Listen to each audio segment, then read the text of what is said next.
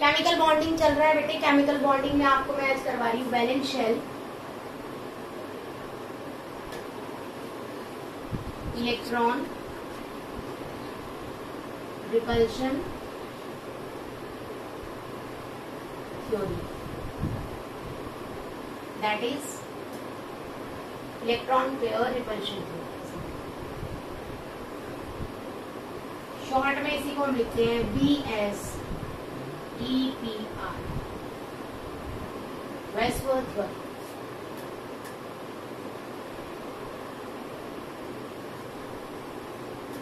सबसे पहले तो हमें वेस्पर्थ थ्योरी की नीड ही क्यों पड़ी, हमें क्या जरूरत है वेस्पर्थ थ्योरी की, सबसे पहले तो हम ये पढ़ेंगे। तो first we are studying need of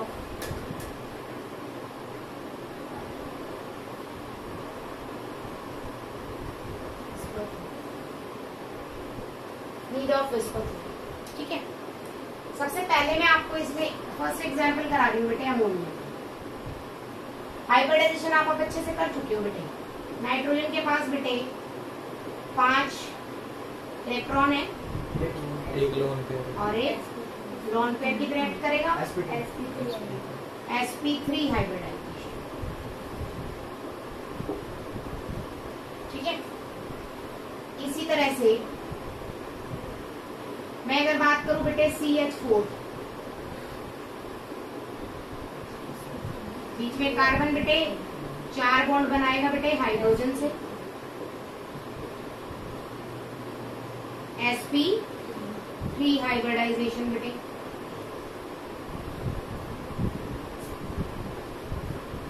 next water बेटे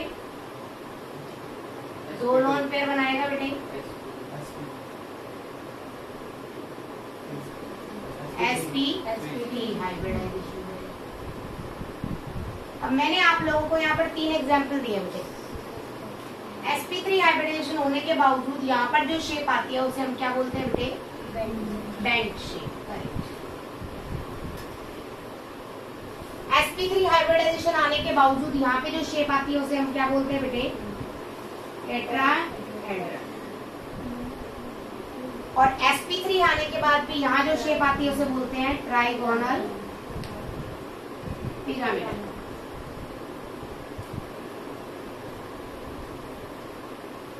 तो आपकी वेस्पर्थ थ्योरी की जरूरत क्या पड़ी, हमें पहले हाइब्रिडाइजेशन की नीड पड़ी। हाइब्रिडाइजेशन हमने देखा कि यार तीनों का सेम आ रहा है, स्टिल यहाँ पर शेप्स जो है वो अलग अलग आ रही है। तो इसी कंसेप्ट को समझने के लिए, डिफाइन करने के लिए हमारे पास कौन आई बेटे, वेस्पर्थ थ्योरी आई। बात समझ आई कि हाइब्रिडाइजेशन सेम है बट शेप फिर भी क्या है, अलग अलग है। इसी कंसेप्ट को कौन डिफाइन करता है, वेस्पर्थ थ्योरी। ठीक है, क्लियर होगी मेरी बात यहाँ पर, इसमें कोई डाउट नहीं किसी को। अब इसने कुछ पोस्टुलेट्स दिए बेटे, कुछ बातें कही, पोस्टुलेट्स कह लो आप, कंसेप्ट कह लो।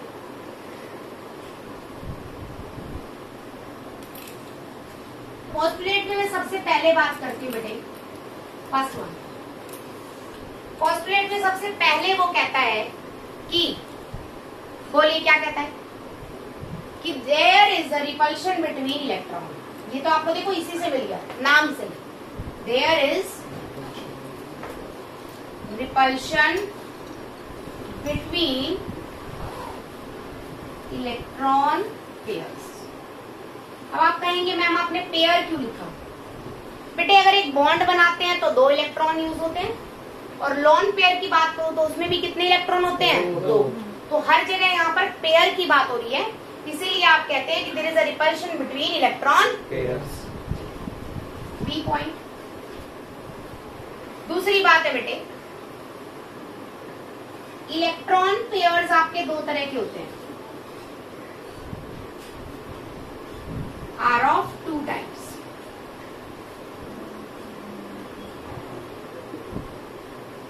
First one is बेटे bond pair,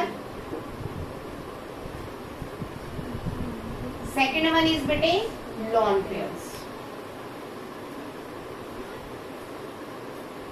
सबसे पहले हम डिफाइन करते हैं बॉन्ड पेयर्स क्या होते हैं।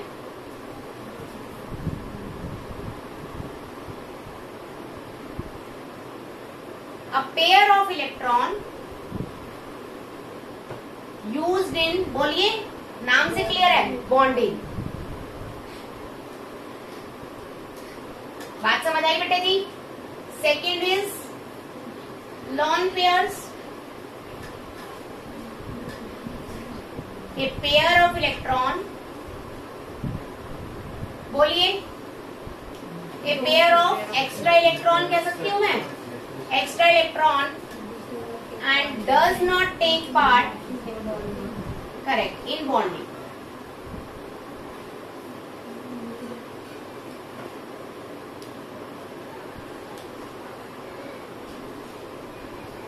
क्लियर है बेटे? थर्ड में बात करती हूँ बेटे रिपल्शन ऑर्डर की। तो मैं कह रही हूँ कि एक लॉन पेयर और दूसरे लॉन पेयर के बीच में रिपल्शन सबसे ज्यादा होगी बेटे, रीजन अभी समझेंगे। उसके बाद बेटे एक लॉन पेयर और दूसरे बॉन्ड पेयर के बीच में रिपल्शन होगी, और थर्ड हम बात करते हैं बेटे बॉन्ड पेयर और दूसरा भी क्या होगा, क्वेश्चन उठता है क्यों। अब ये बात समझिए बेटे, मैंने यहाँ ए लिखा रजे, यहाँ मैंने बी लिखा, ए के पास मैं कह रही हूँ मेरे 4 इलेक्ट्रॉन, 6 ले लीजिए, चलिए एग्जाम्पल 2 लॉन पेयर ले लेती हूँ मैं, 6। वाटर का केस है एक तरह से बेटा, ये इसके साथ बॉन्ड बनाएगा, ये इसके साथ बॉन्ड बनाएगा। बॉन्ड की टाइप कैसी है, बॉन्ड की टाइप कोवेलेंट, ए और बी के बीच में जो बॉन्ड है बेटे वो कौन सा बॉन्ड है, कोवेलेंट। किससे बनता है बेटे, शेयरिंग ऑफ इलेक्ट्रॉन से। यहाँ तक बात समझ आ गई? तो बेटे जब एक बॉन्ड, एक इलेक्ट्रॉन इधर वाले एटम ने शेयर किया, एक इलेक्ट्रॉन इधर वाले, ये अपना बॉन्ड इलेक्ट्रॉन खींचेगा, ये अपना खींचेगा, बी क्या हो जाएगा, थोड़े डिस्टेंस पे हो जाएगा। बात समझ आई? लेकिन लॉन पेयर तो यहीं पड़े हैं ना बेटे, जैसे ये एटम है सेंटर, लॉन पेयर तो यहीं पड़े हैं बेटे बिल्कुल इसके पास। तो आप कह सकते हैं कि lone pair are more closer to nucleus, thus repulsion इस केस में क्या होगी बेटे, इज मोर। बात समझ आ गई बेटा यहाँ तक? यहाँ ध्यान दे ले ना, मैं कह रही हूँ यूं समझ लियो कि मेरी आंख पीछे नहीं है, हरकतें नहीं। तो लॉन पेयर जो है बेटे आपके बॉन्ड आपके सेंटर एटम के ज्यादा क्लोज है, तो सेंटर एटम को हमने नाम क्या दिया बेटे, न्यूक्लियस। न्यूक्लियस आपका क्या होगा, किसकी तरह एक्ट कर रहा है न्यूक्लियस, याद रखना है ये सेंटर एटम। बात समझ आई बेटे? तो सेंटर एटम की तरह आपका न्यूक्लियस काम कर रहा है, डज रिपल्शन इज मोर, इसीलिए रिपल्शन क्या होती है बेटे, ज्यादा। बात समझ आई? क्लियर हो गया? अब जरा ध्यान दीजिए प्लीज, मैं कह रही हूँ ये देखिए, ये 2 लॉन पेयर है, ठीक है। अगर लॉन पेयर सिर्फ यहाँ तक है तो एंगल छोटा नजर आ रहा है ना बेटे, लेकिन अगर एटम लॉन पेयर यहाँ पर है तो एंगल क्या नजर आएगा आपको, बड़ा नजर आएगा। बात समझ रहे? बी जो है आपके एक इलेक्ट्रॉन को अपनी तरफ खींच लेता है, एज अ रिजल्ट जो बी है वो न्यूक्लियस से क्या हो जाएगा, थोड़ा दूर हो जाएगा। बात समझ आई बेटे? तो आप कह सकते हैं यहाँ पर bond pairs are away from nucleus, thus offers less repulsion। दोनों बातें क्लियर है बेटे? अगर आपसे कोई पूछे why the lone pair repulsion is more, तो आप बता देंगे कि लॉन पेयर न्यूक्लियस से पास होता है, इसीलिए रिपल्शन ज्यादा है, क्योंकि इसके पास भी इलेक्ट्रॉन बेटे, ये भी इलेक्ट्रॉन, तो न्यूक्लियस के बिल्कुल क्लोज हो गए। देखो कितना कम गैप है, लेकिन इस इलेक्ट्रॉन और इस इलेक्ट्रॉन में गैप आपको अच्छा खासा नजर आ रहा है। तो बॉन्ड पेयर थोड़े दूर हो जाएंगे और लॉन पेयर थोड़े समझ आई बात? इन पोस्टुलेट्स में कोई डाउट है? क्लियर हो गया? चलो नेक्स्ट आपका सिर्फ एक ही पोस्टुलेट है, यही करा देते हैं बी। वो कह रहा है कि कोई भी शेप आती है, जैसे shape I trigonal pyramidal, shape I tetrahedral और शेप आई बेंट, तो वो कह रहा है शेप आपकी हाइब्रिडाइजेशन पे डिपेंड नहीं करती, शेप डिपेंड करती है on the number of lone pairs and bond pairs. Clear होगी मेरी बात? तो वो कहता है shape of molecule depend on lawn pairs and bond pairs. मेरी बात समझ आ रही है?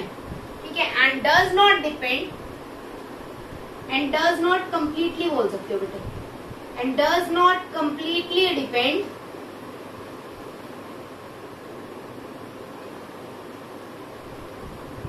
ऑन किसमें बेटे?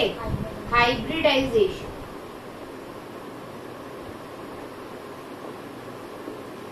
कोई डाउट बेटा जी? क्लियर हो गए वेस्पर के सारे पोस्टुलेट अच्छे से? अब हम बात करते हैं स्टेरिक नंबर 2 के लिए, केसेस ऑफ वेस्पर। अभी बताओ। और इनके सारे नाम हमें याद करने पड़ेंगे? हाँ जी बिल्कुल, सारे केसेस आपको याद रखने पड़ेंगे। जैसे यहाँ पर है, नहीं अगर जैसे कोई और आ गया हमारे पास तो उसका नाम देना होता जितने है। केसेस हैं आपको सारे करा दूंगी, सारे ही याद रखने पड़ेंगे, और कोई केस बनेगा नहीं। जो मैंने केसेस में कराऊंगी वो ही लिमिट है बस। यहाँ पर जो रिपल्शन है बेटे कौन सी है? Lone pair, lone pair. यहाँ पर भी रिपल्शन है, कौन सी? Lone pair, bond pair. और यहाँ पर भी रिपल्शन है, कौन सी? Bond pair, bond pair. बात समझ आई बेटे? तो यहाँ वाली रिपल्शन जो है, ये यहाँ वाली जो रिपल्शन है, ये वाली क्या है? सबसे ज्यादा। इसीलिए इस रिपल्शन से बचने के लिए दोनों जो पेयर हैं वो, जैसे ये पेयर्स हो गए, रिपल्शन हो रही है तो दोनों एक दूसरे से दूर चले जाएंगे। अब ये दोनों एक दूसरे से दूर जाएंगे तो बेटे ये तो इस बॉन्ड पेयर के पास आ गया ना, तो ये बॉन्ड जहाँ सीधा था वो टेढ़ा हो जाएगा। अभी फर्स्ट केस यही कराएंगे, ठीक है? तो फर्स्ट केस की बात करते हैं, केसेस ऑफ वेस्पर में। स्टेरिक नंबर रूल में आपको करा चुकी हूँ, how to calculate hybridization by steric number. उसी का इस्तेमाल हम यहाँ करने वाले हैं। याद होगा भाई सबको टॉपिक? स्टेरिक नंबर कितने करवाए हैं आपको? 7 ही तो कराए हैं बस, है ना? तो बहुत आसान है, अच्छे से समझ आ जाएगा। ध्यान सारा इधर होना चाहिए बस, ठीक है? सबसे फर्स्ट केस है बेटे स्टेरिक नंबर 2। अब बेटे एक बॉन्ड पेयर और एक लॉन पेयर तो हो ही नहीं सकता, क्योंकि अगर ये है तो सेंटर एटम कौन है? दो एटम्स में कभी भी सेंटर एटम नहीं होता। बात समझ आई बेटे? अगर मैं लिख दूं HF, अगर मैं लिख दूं NaCl, तो यहाँ सेंटर एटम कोई नहीं है बेटे। दो एटम में सेंटर एटम नहीं होता, तो हमेशा बॉन्ड पेयर कितने होने चाहिए? दो बॉन्ड तो मिनिमम होने ही चाहिए अगर आपको शेप डिफाइन करनी है। तो स्टेरिक नंबर आपको 2 दिख रहा है, तो मैं कह रही हूँ यहाँ पर bond pair is equal to कितना है बेटे? 2, और lone pair is equal to 0 का केस है। एग्जाम्पल BeCl2 या CO2, कुछ भी ले लो बेटे। BeCl2 मैंने आपको लास्ट एग्जाम्पल में करा रखा है ना, तो CO2 लेते हैं। कार्बन के पास नंबर ऑफ इलेक्ट्रॉन्स कितने बेटे? 4। ऑक्सीजन के पास कितने बेटे? 6। दूसरे ऑक्सीजन के पास कुछ ये शेप है बेटे। लॉन पेयर बचे क्या कार्बन के पास? नहीं ना, लॉन पेयर नहीं है तो शेप क्या आ गई? Carbon double bond oxygen, double bond oxygen. Clear है? बिल्कुल सीधी शेप है, और एंगल कितने का है यहाँ? 180। तो शेप कौन सी होगी यहाँ? ठीक है? तो एक बात याद रखना, स्टेरिक नंबर 2 के केस में शेप चेंज नहीं करती। क्लियर? क्योंकि एक लॉन पेयर भी आ गया तो स्टेरिक नंबर कितना हो जाएगा? 3, और एक बॉन्ड पेयर और आ गया तो भी स्टेरिक नंबर कितना हो जाएगा? 3। मेरी बात समझ आई? तो स्टेरिक नंबर 2 का ये अकेला ही केस है, स्टेरिक नंबर 2 में आपकी शेप चेंज नहीं करती। क्लियर है मेरी बात? नेक्स्ट मैं बात कर रही हूँ बेटे स्टेरिक नंबर 3। मैंने आपको कहा था minimum number of bond pair कितने हो सकते हैं?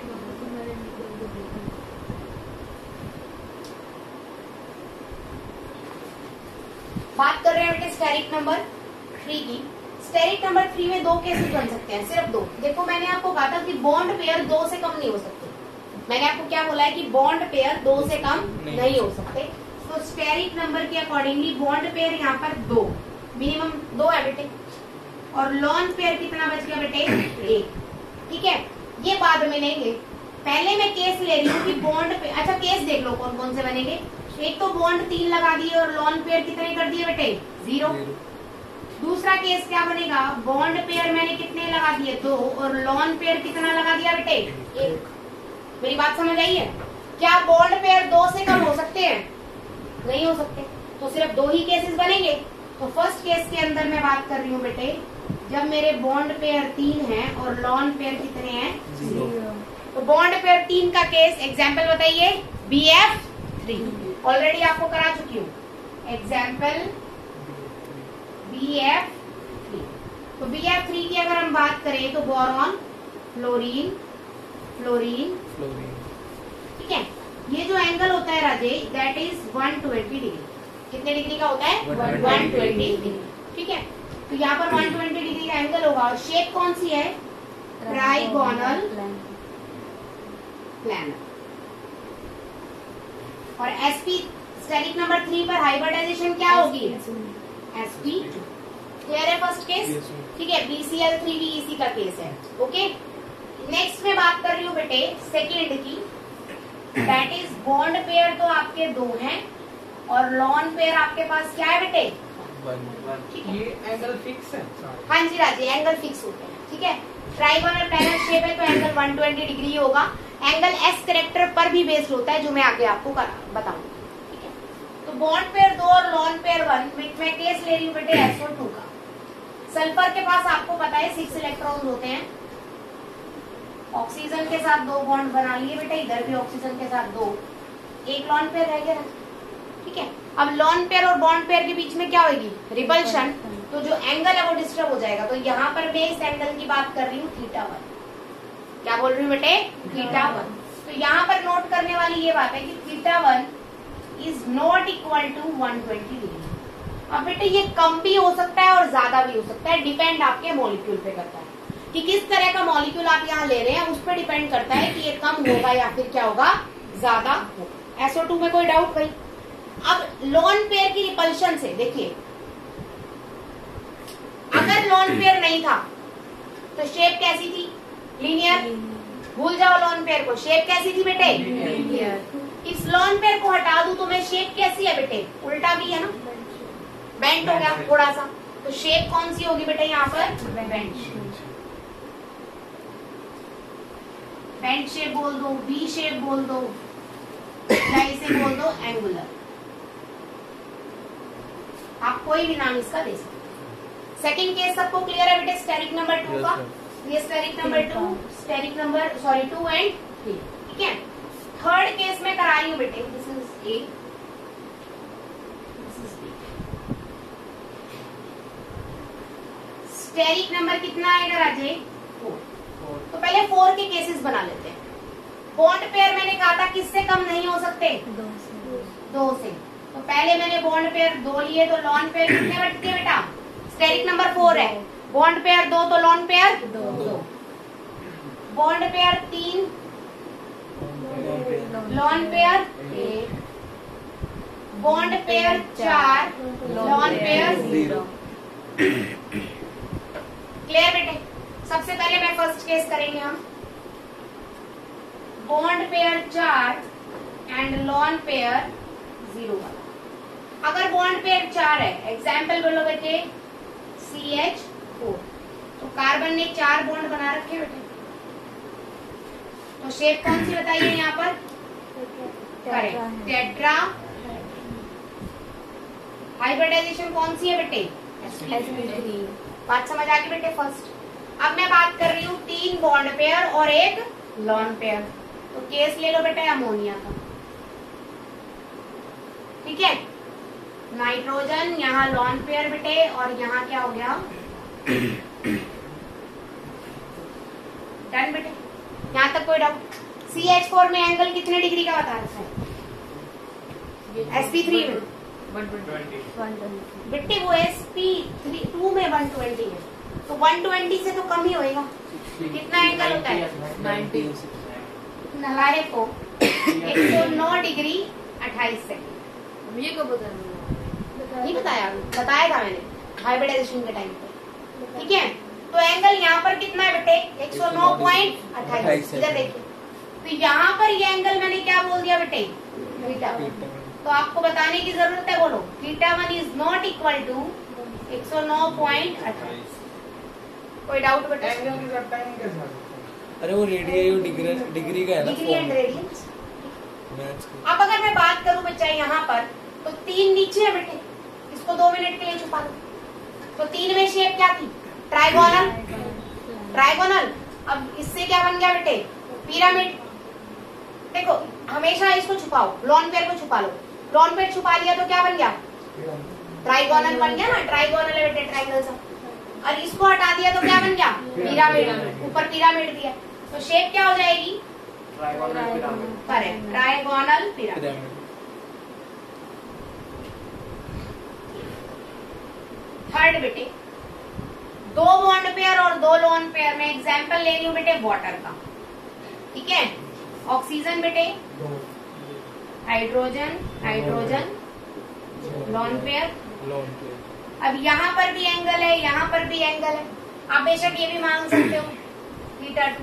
ठीक है, θ2 और θ1 दोनों ही 109 डिग्री 28 सेकंड के नहीं है।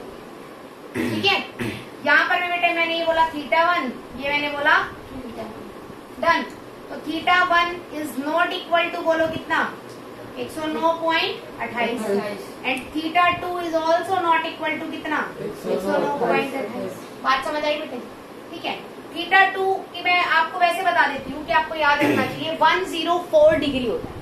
वाटर का एंगल कई बार पूछा गया है आपसे, कितना होता है बेटे? 104। याद रखना, इट इज इम्पोर्टेंट। वाटर का एंगल कितना बताया मैंने? 104। तो ये between the bond pair he angle हम जनरली काउंट करते हैं। तो यहाँ पर एंगल कितना है बेटे? 104। यहाँ पर भी आप चाहे तो याद रख सकते हैं कि θ2 का एंगल 107 होता है। 109 से कम कितना हो गया? 107। 107 से कम कितना हो गया? 104। छुपा लो बेटे, शेप क्या है? Band shape.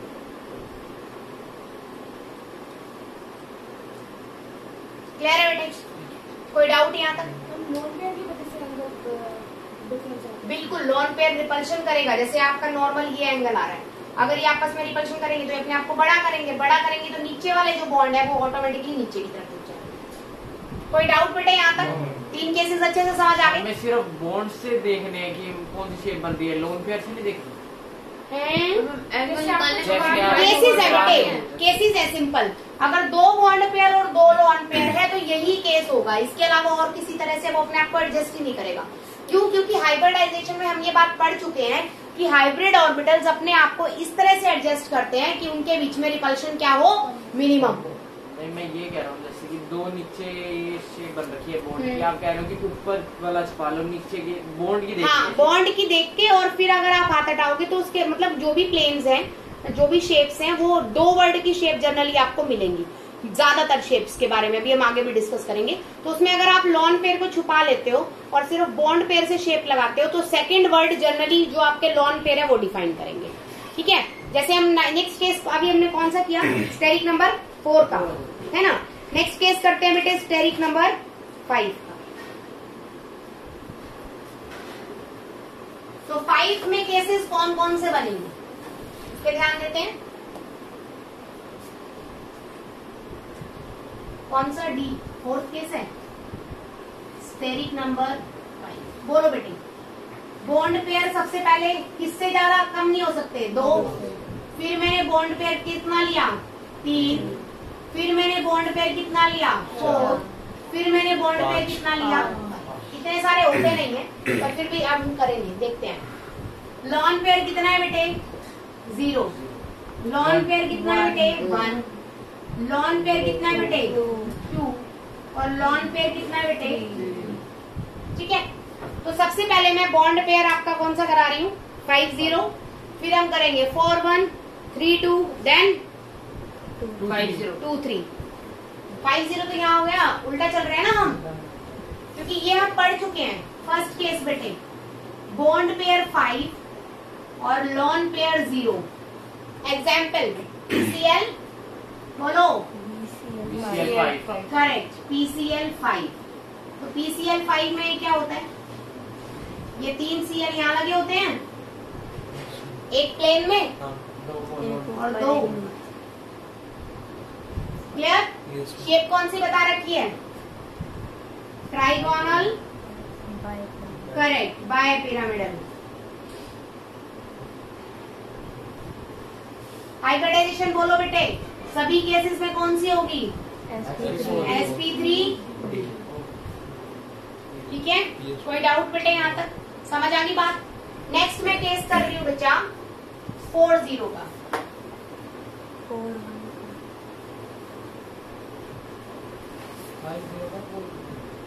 सॉरी 4-1 का बेटे। बॉन्ड पेयर कितने हैं, 4, और हम बात कर रहे हैं बेटे SF4 की। अब इम्पोर्टेंट क्या है यहाँ पर, एक बात जो इम्पोर्टेंट है कि आपको जो लॉन पेयर बनाना है इनमें से किसी एक पोजीशन के पास बनाना है। ठीक है, इनमें से किसी एक पोजीशन पे बनाना है। अब देखिए बेटे, अगर यहाँ पर 3 ऐसे हैं, नीचे आप लॉन पेयर अगर बना देते, ठीक है, तो नीचे 90 डिग्री पे बाकी सभी हैं, तो रिपल्शन क्या होगी, ज्यादा। अगर इन दोनों के बीच में बना देते हैं तो रिपल्शन कम होगी ना, क्योंकि एंगल कितने का है, 120 डिग्री। क्योंकि लॉन पेयर और बॉन्ड पेयर के बीच में क्या होती है, रिपल्शन। तो हमें अपना जो लॉन पेयर है उसको ऐसी जगह रखना है जहां उसमें रिपल्शन क्या हो, सबसे कम हो। तो इस शेप को देखेंगे बेटे जो यहाँ पर बन रही है, तो इसी शेप को मैं लेके डिफाइन कर रही हूँ, ध्यान दीजिए प्लीज। ये सल्फर F, यहाँ पर मैंने लॉन पेयर बनाया ताकि रिपल्शन क्या हो, सबसे कम, क्योंकि एंगल कितना है बेटे, 120 डिग्री। ठीक है, एक F ऊपर लग गया और एक F। बात समझ आई बेटे? ये झूले जैसी शेप आ रही है ना बेटे, जो बचपन में झूला झूलते थे सीसो वाला, ऐसे करके ये यूं यूं यूं यूं, एक बच्चा उधर बैठेगा एक उधर बैठेगा, आजकल भी है उसके। तो हम यहाँ पर बच्चा वो झूले वाली शेप आ रही है, देखो ये 2 नीचे तो स्टैंड आ गए और ये सीधे एक बच्चा इधर बैठेगा एक इधर, ऐसे ऐसे झूलने वाली शेप। तो इस शेप का नाम क्या था, क्या नाम था इस झूले का, सीसो। तो शेप भी क्या है, सीसो। ठीक है, अब इम्पोर्टेंट क्या है कि ये एंगल 90 नहीं होगा और ये एंगल 120 नहीं होगा। क्यों नहीं होगा, क्योंकि ये लॉन पेयर कुछ ना कुछ तो रिपल्शन करेगा ना टुवर्ड्स बॉन्ड पेयर। बात समझ आई बेटे? तो मेन इम्पोर्टेंट आपको ये याद रखना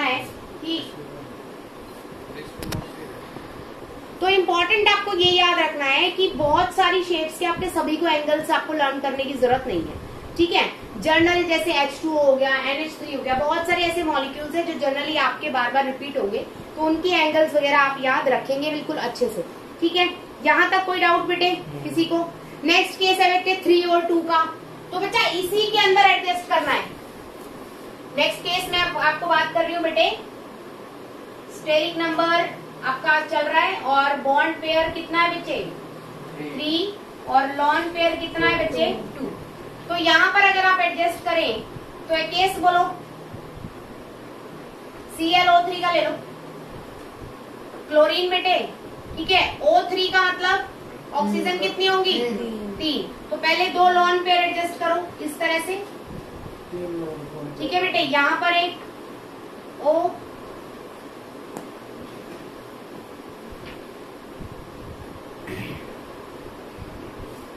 नंबर ऑफ इलेक्ट्रॉन का ClO3 या कुछ और ले, ClO3 भी निकल जाना चाहिए, सिंपल निकलेगा। ClO3 2 दूनी 4 6, हाँ एक निकलेगा। डबल बॉन्ड ClF4 ले लो, F3 ClF3 ले लो, सिंगल बॉन्ड बनना चाहिए। तो क्लोरीन बेटे 1 2 1 2, कौन सी शेप है? करेक्ट, टी शेप, इस तरह से। डन। तो शेप कौन सी हो जाएगी बेटे? तो यहाँ पर भी एंगल ना तो 120 काम करेगा और ना ही क्या काम करेगा 90। तो 3 के बाद आप बात करते हैं 2 3 की बेटे, लास्ट केस है इसका। बॉन्ड पेयर 2 बेटे और लॉन पेयर बेटे 3। तो 3 लॉन पेयर एक साथ अटैच कर दूं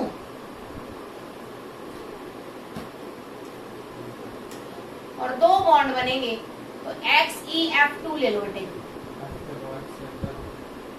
XE। तो बेटा शेप कौन सी आ रही है? सीधी शेप कौन सी होती है? लीनियर है बेटे। टी का है, लॉन पेयर को तो काउंट करना ही नहीं। लीनियर। तो शेप कौन सी है बेटे? These are the cases of आपका स्टेरिक नंबर 5। कोई डाउट बेटे? क्लियर है यहाँ तक? नेक्स्ट हम बात कर रहे हैं बेटे स्टेरिक नंबर 6 की।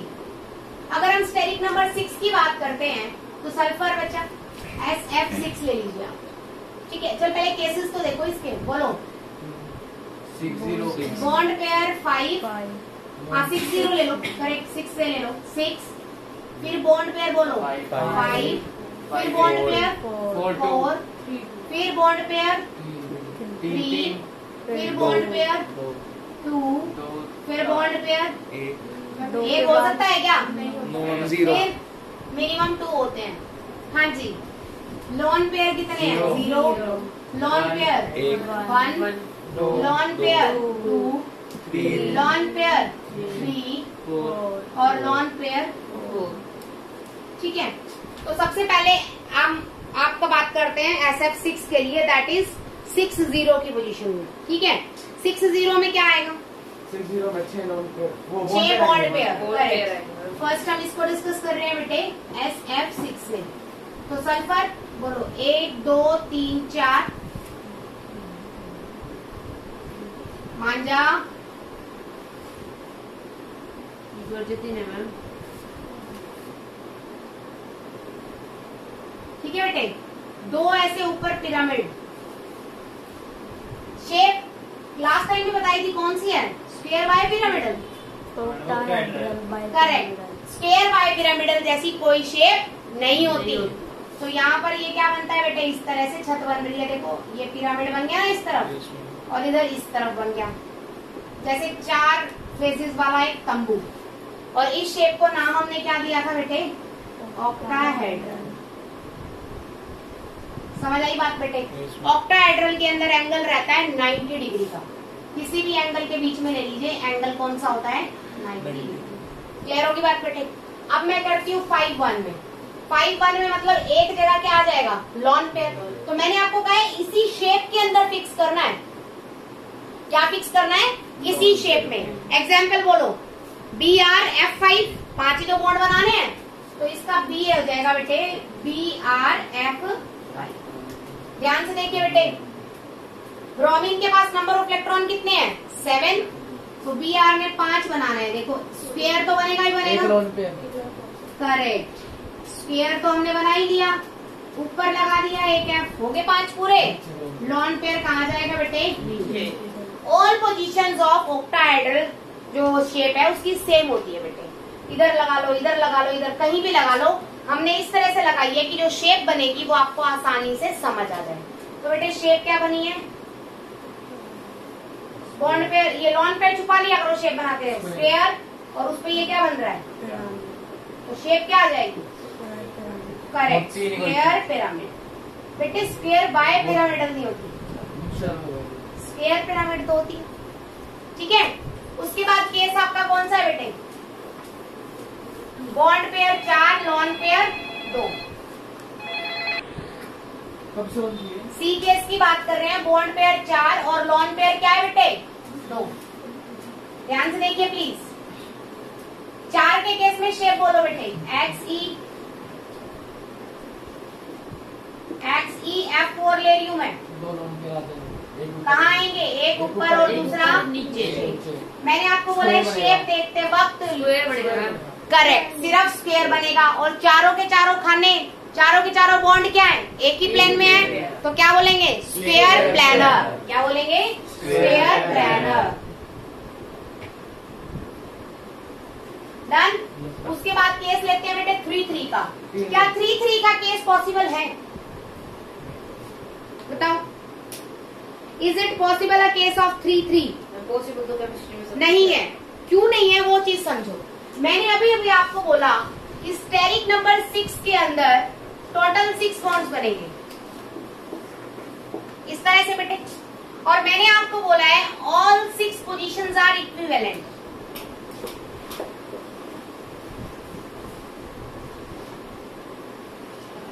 इसका मतलब क्या हुआ? इसका मतलब हुआ कि हर एक पोजीशन क्या है, सेम है। आप पोजीशंस को अलग अलग नहीं मान सकते। मेरी बात समझ आइए?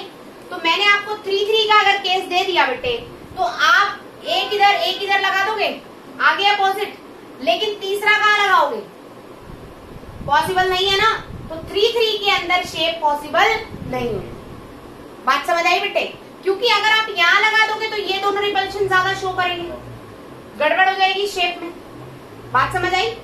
तो 3-3 के अंदर आपको केस नहीं करना होता है। 3-3 का केस यहाँ पर पॉसिबल नहीं होता है।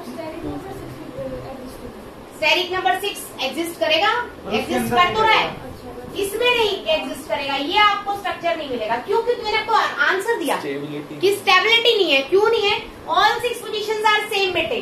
जब 6 की 6 पोजीशन सेम है तो आप अपोजिटली तो रख सकते हो इलेक्ट्रॉन पेयर को, लेकिन ऐसे बिल्कुल पास में नहीं एडजस्ट कर सकते। और आप किसी भी तरह से इसको इस वे में एडजस्ट नहीं कर सकते कि यहाँ पर मतलब आपकी स्टेबिलिटी थोड़ी ज्यादा हो जाए। बात समझ आए? कुछ बच्चे कहते हैं कि मैम ऐसे रखा जा सकता है कि 3 तो ये बॉन्ड बने और 3 लॉन पेयर हो जाए, बट एंगल यहाँ पर कितना है बेटे? 90 डिग्री। एंगल कितना है? 90। तो एंगल तो 90 है ना सबके बीच में, और 90 डिग्री का एंगल तो वैसे ही स्टेबिलिटी रीजन के लिए बहुत क्या है, पीक एंगल है। उससे कम होती तो रिपल्शन स्टार्ट हो जाएगी बहुत ज्यादा। तो आप इस केस को अप्लाई नहीं कर सकते, क्योंकि अगर 3 लॉन पेयर हो गए तो वो बॉन्ड पेयर को इतना ज्यादा धक्का देंगे रिपल्शन करके कि बॉन्ड पेयर बहुत पास आ जाएंगे और एंगल बहुत कम हो जाएगा, जिससे मॉलिक्यूल स्टेबल नहीं हो पाएगा। बात समझ आई बेटे? यहाँ तक कोई डाउट है? तो यहाँ पर केसेस सिर्फ 4-2 तक होते हैं। अगर मैं बात करूँ 2-4 की, इज इट पॉसिबल बेटे? 4 लॉन पेयर इतनी ज्यादा रिपल्शन शो करेंगे कि जो एटम है वो क्या हो जाएगा, सॉरी मॉलिक्यूल वो डिस्टॉर्ट हो जाएगा, टूट जाएगा। क्लियर होगी मेरी बात? कोई डाउट तो नहीं? लास्ट सिर्फ आपका स्टेरिक नंबर 7 में भी आपको ज्यादा केसेस नहीं करने हैं, सिर्फ 2 केसेस आपको करा रही हूँ। 3 कर लो। कौन सा? 6-1, 5-2 और एक आपको करा रखा है 7-0। सबसे पहले स्टेरिक नंबर 7 मैं केस ले रही हूँ बेटे। फर्स्ट बॉन्ड पेयर 7 बेटे और लॉन पेयर कितना है? 1। अब 7 के केस में शेप कैसी बनानी है? मैंने बोला IF7। 7-0 नहीं होगा? हाँ सॉरी 7-0 बेटे, सॉरी। ठीक है, IF7। तो बेटा I लगा दिया, 1 2 3 4 5 5 लगेंगे। शेप क्या बता रखी है? पेंटागनल। पेंटागनल क्या आएगी? बता रखी है ना? हाँ 7 है। तो सबसे पहले पेंटागन बन गया ना पेंटागन। अब क्या बनाओगे? 2 बच गए। कहाँ लगा दूं मैं? एक को ऊपर और एक को नीचे। तो इस तरह से बड़े करके दिखा दिए मैंने। एक ऊपर है, मतलब पेंटागनल जो बना है ना बेटे 5 एंगल का इस तरह से, वो एक प्लेन में है, एक एंगल ऊपर और एक एंगल। तो पेंटागनल बाय पिरामिड। डन। तो शेप क्या आएगी यहाँ पर? इसको देखो इस तरह से भी बना सकते हो आप, ऐसे ये पेंटागनल बन गया ना बेटे। अब इनको ऐसे ज्वाइन कर दो। समझ आई मेरी बात? क्लियर है बेटे? तो ये शेप कौन सी हो जाएगी बेटे? Pentagonal bipyramid. Next case में आपको करा रही हूँ बेटे। कौन सा? 6-1। बॉन्ड पेयर कितने हो जाएंगे? 7 का केस है ना, तो 6 और लॉन पेयर कितना हो जाएगा? 1। अब मुझे बताइए किस तरह की शेप बनाओगे? क्यों? एक नीचे का जो नीचे है वहाँ एक लोन पेयर बेटे लग जाएगा। ऊपर वाला जो लोन पेयर होता है, अब ये ध्यान देखिए प्लीज, ऊपर वाला जो होता है ना बेटे वो 90 डिग्री का एंगल बनाता है साइड वालों के साथ। कितने का बनाता है? 90 डिग्री का। तो 90 डिग्री में तो वैसे भी नहीं रख सकते आप, वैसे सिर्फ बुक में नहीं रख सकते, एक्चुअलिटी में all 7 positions are equivalent. SF6 के बाद मतलब स्टेरिक नंबर 6-7 के अंदर सभी पोजीशंस क्या होती हैं? इक्विवेलेंट होती हैं। आप यहाँ रख लो, यहाँ रख लो, यहाँ रख लो, यहाँ रख लो, यहाँ कहीं रख लो, इक्वल फोर्स ऑफ क्या लगेगा? रिपल्शन काम करता है। बात समझ आई बेटे? कोई डाउट तो नहीं? तो आप क्या करेंगे? शेप क्या बनाएंगे? पेंटागनल में किसी भी एक बॉन्ड की जगह आप एज्यूम करना लॉन पेयर, देखना क्या शेप बनेगी।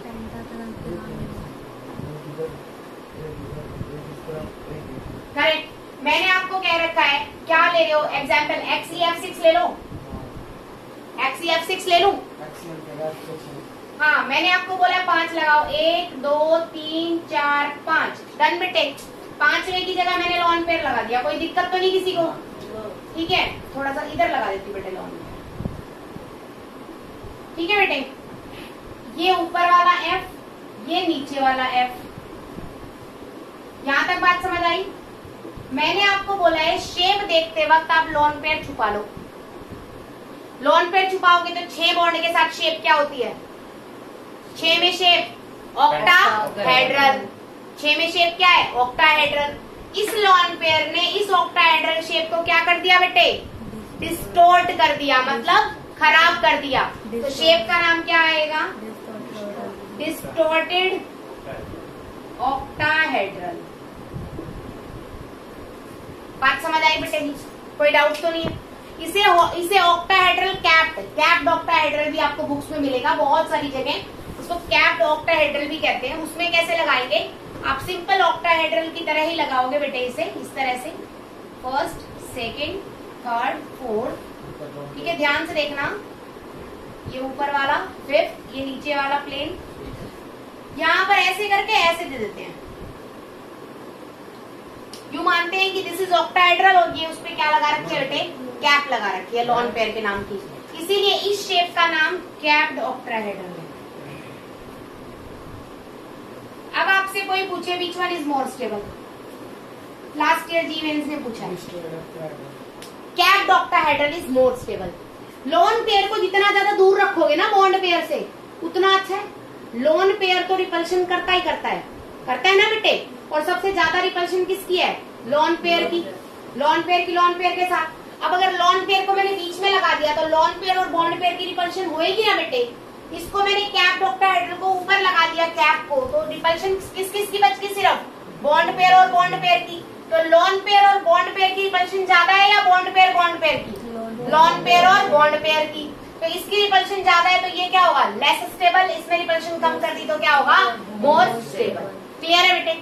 ठीक है, यहाँ तक डन है सबको। नेक्स्ट आपकी शेप क्या है बेटे? 5 2। Last is 5 2। एग्जाम्पल क्या लोगे? XEF5 ले लो, सेम 5 2 का केस। लास्ट शेप है आपकी वेस्टफॉल की XEF5। XE बेटे 5 की शेप क्या होती है? पेंटागनल। डन, बोलो भाई। Yes ma'am. पिरामिड और एक नीचे पिरामिड, तो शेप क्या हो जाएगी बेटे? Pentagonal bipyramidal. Is that clear बेटे जी? Yes ma'am. कोई डाउट है? तो आपने आज ये देखा कि number of lone pairs increase अगर कर जाते हैं तो आपकी शेप क्या हो जाती है? खराब हो जाती है, डिस्टॉर्ट हो जाती है और अलग तरह की शेप आ जाती है। तो हाइब्रिडाइजेशन पे अकेले कंसेप्ट पे आपकी शेप्स डिपेंड नहीं करती। शेप आपकी lone pair as well as bond pair दोनों पे डिपेंड करती है। क्लियर होगी मेरी बात? कोई डाउट तो नहीं है? ठीक है, कल नेक्स्ट टॉपिक स्टार्ट करें।